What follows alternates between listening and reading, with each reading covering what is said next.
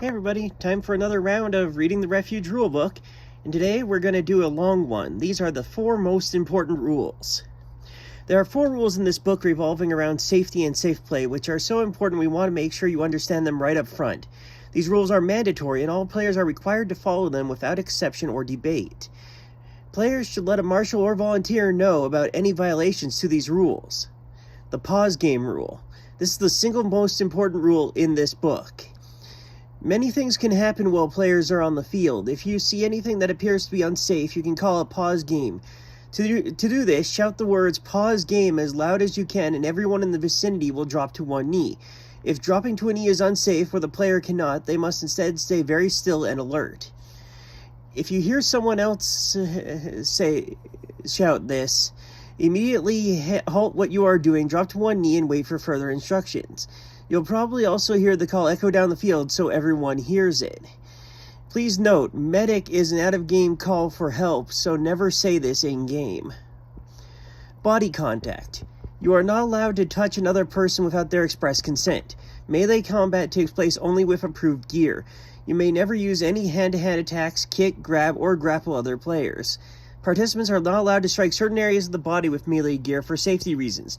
Invalid areas include head, throat, groin, and hands from the wrist down. Melee gear hits to these locations do not count against the character. Intoxicants and illegal substances. You are forbidden from using any intoxicants, alcohol, cannabis, or other similar substances, or illegal drugs at any gathering or event. You are never allowed to participate while under the influence of alcohol or illegal drugs, regardless of where you consume them, even off-site. If you are impaired, you are not able to fight. You're not safe to fight, even if you believe you might be. This is never okay. If deemed impaired by game volunteers, such as marshals, you may have to page or be removed from the game. Sneaking and theft. Sometimes you may want for your character to engage in some in-game law-breaking or thievery. While this is permitted, there are some tight controls on this activity. You must first get a marshal or designated volunteer before you are allowed to sneak into any building that is not fully public, including a tent or other sleeping area, where another player's personal property might be present.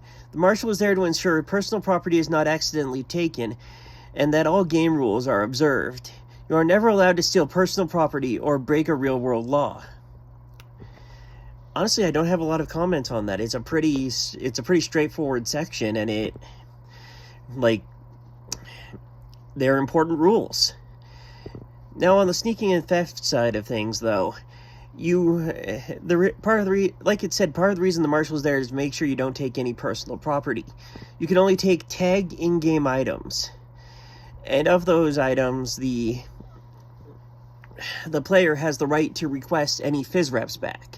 So if you steal someone's foam sword, they have the right to request the actual sword back, but you can keep the item tag if they request the sword back. If they do that, then they can't, say they recognize you with their sword in-game. They give up that right.